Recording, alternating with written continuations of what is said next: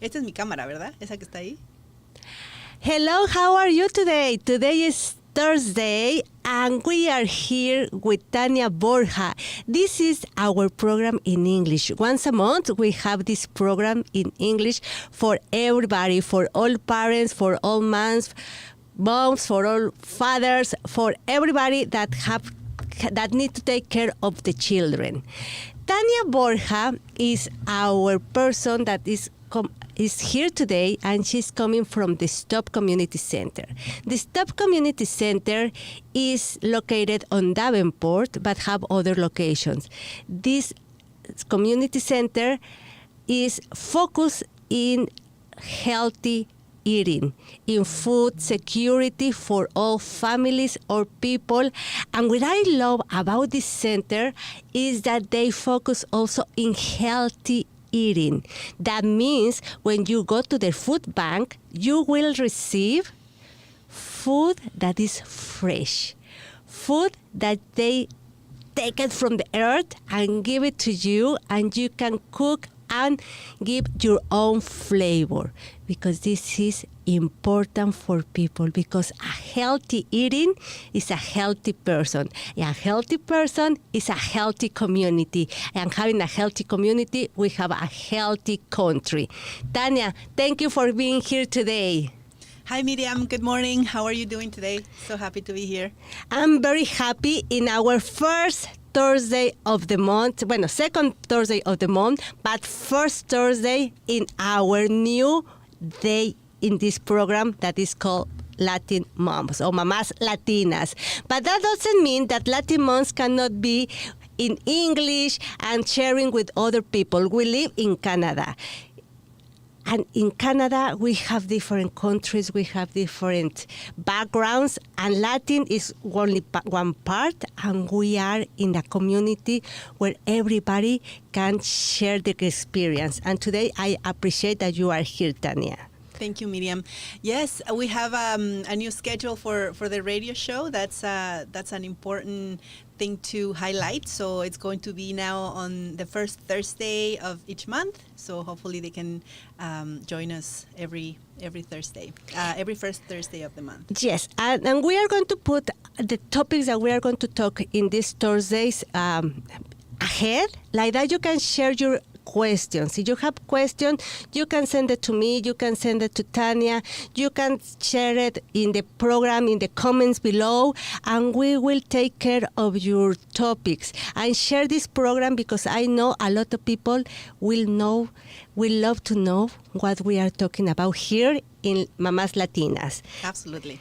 And we are going to talk about a very important topic, self-care. What that means to have self-care, because it's like a modern word, a normal. It's very modern. When I was young, I never hear about self-care. This is something that I'm hearing more and more often now. What that means? What is a self-care? Yes, of course. I think that self-care now, the concept of self-care is being brought up now more so because we're experiencing something that's called burning out. We're burning out at different levels. And so that's why self-care now has become an important thing to talk about.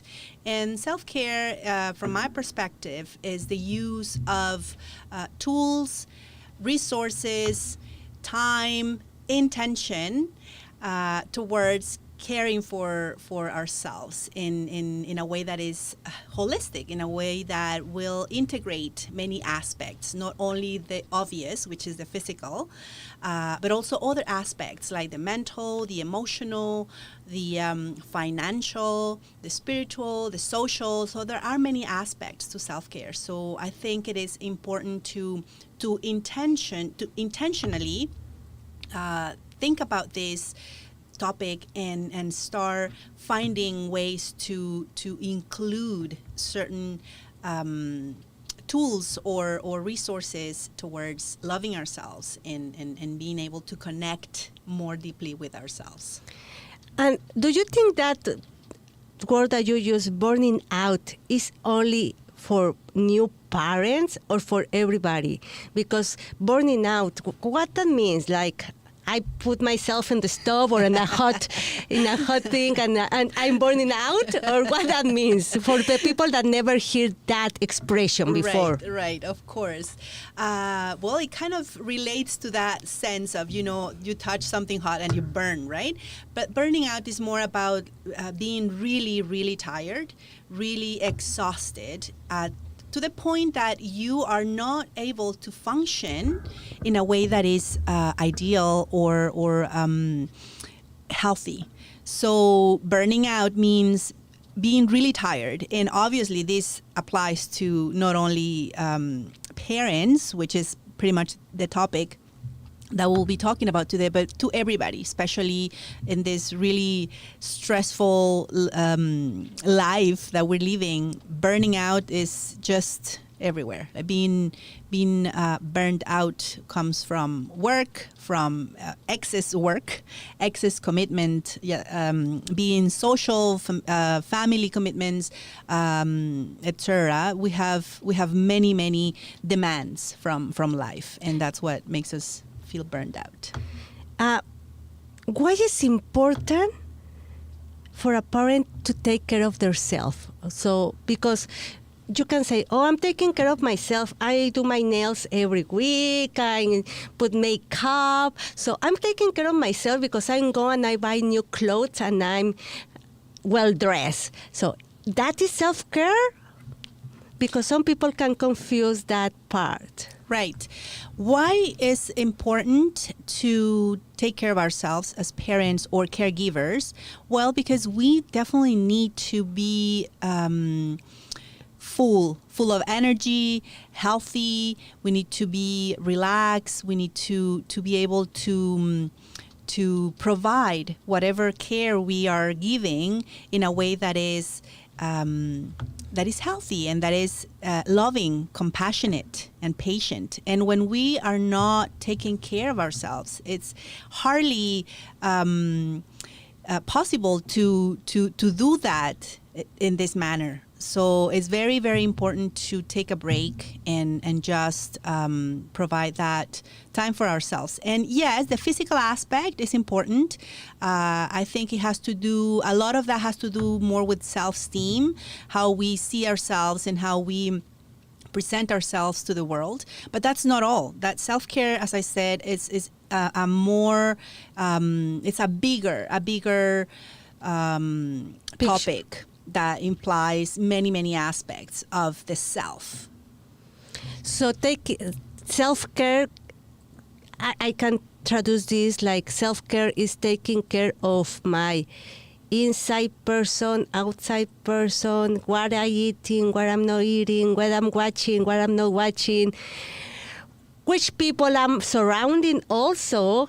It's important to take care of that, because if we are around people that is not so positive, they are going to drain us down. So self-care is like every aspect of your life, like friends, family, the words that you speak, the words that you think, what you are watching on TV also, what are you listening, the music that you are listening also, what are you eating, how you talk to your children or your child. I don't know if you have one or two, or if you are a caregiver, the kid that you are taking care.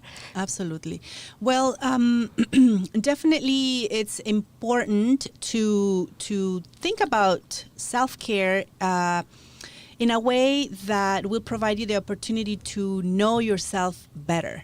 When you care for yourself, when you take time to really, as I said, take a break and be with yourself, you get to know yourself better. You get to have a better connection, a better relationship with yourself. And that will definitely affect all of the other aspects, like the way that you relate to other people, the way that you how can I say, take care of your environment. And what you just said about the space with, and the people that you surround yourself with is also very, very important. So the environment not only being an outdoor environment, but also an indoors environment. How do you keep your house in a way that is clutter or clean? Or I know having babies or having kids is very challenging, but it's always a good idea to find ways to create that space that makes you feel good. So yeah, it's about many different things, and even your finances, how you're managing your money, and how you're probably stressing about money, or how you are allocating your budget for certain things or not, that will make you feel safe or will make you feel stressed out. So there's so many aspects we have to take into consideration, and yeah, that's. And how the community can help to reach a parent this self-care. How I go outside and this is the community, or everybody outside is a community. How these people can help me to take care of myself? I think that having a community, or at least a support circle, is absolutely crucial in terms of your mental health, your emotional health, and of course your social self-care. Sorry,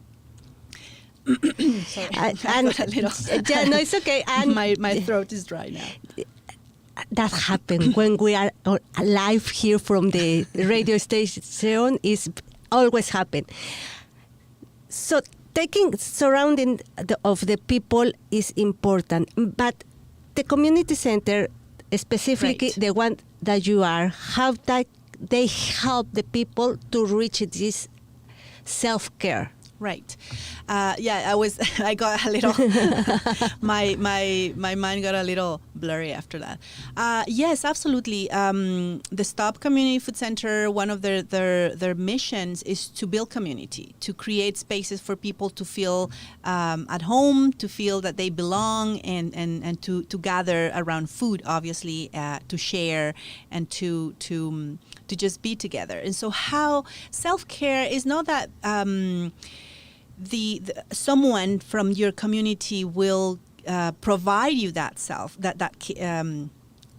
you can say self-care, because it refers to what you do for yourself, but definitely can provide you care in terms of being there for you, to listen to you if you have a problem, or to perhaps point you out to certain resources that you might be needing right now, and that you didn't know there exist. So different ways of supporting each other. So in terms of caring for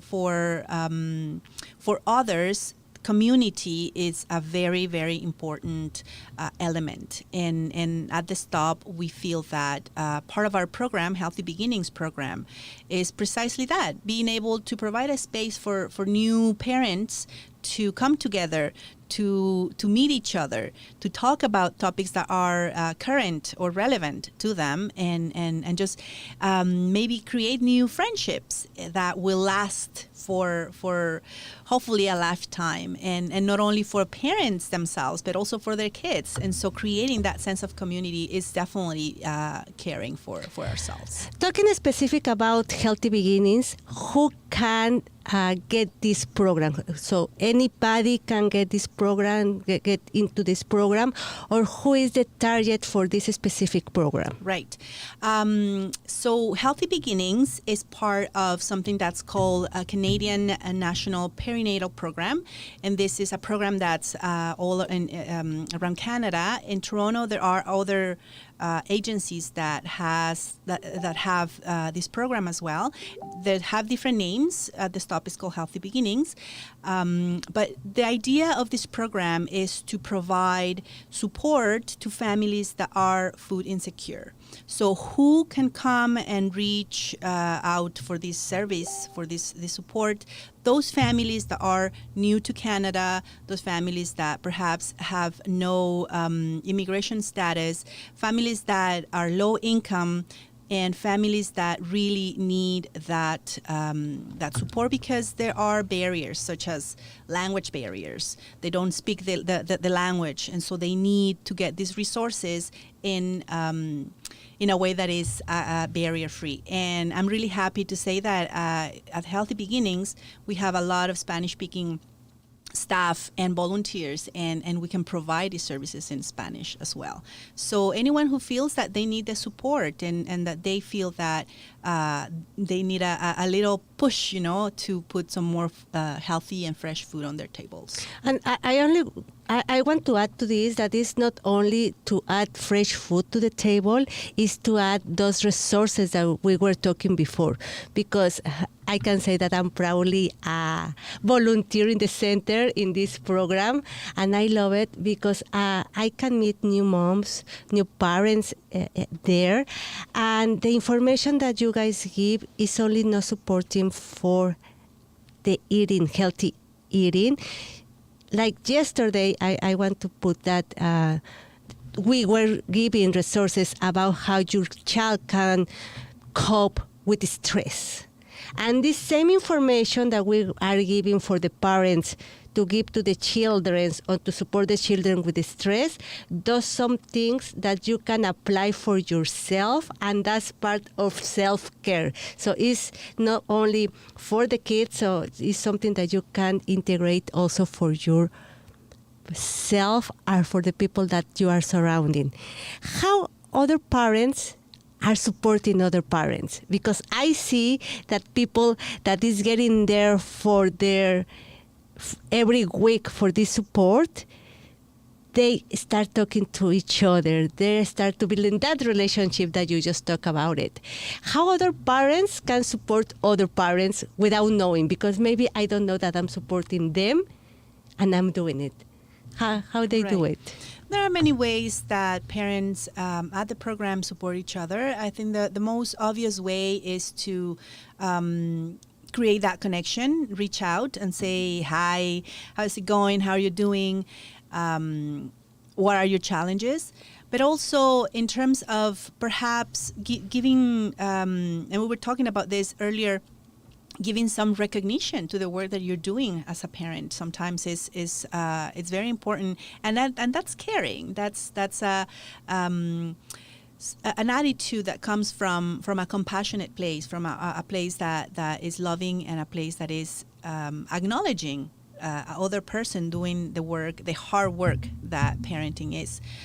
Also, it's really what I have found. We have a group with the people that are part of this program, and this WhatsApp group, they share things like, I'm giving away this. I'm giving away, I don't know, like a stroller or a little bed or things like that. And that's another way to get support, because if I need a stroller, I'm in need of a stroller, and there's a stroller that is being given away, I can take that opportunity and use it as a resource as well. So there are many resources, and it's great to be able to share not only that, but also the moments where babies are born or babies reach milestones, and just having that conversation and that connection, and sharing those pictures with the group is really, really a beautiful way to be caring as well.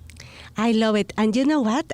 I want to invite you, that you are listening to us today, that when you see a mom outside doing whatever she's doing, and you know she's doing their best, just go and tell her, you are doing great.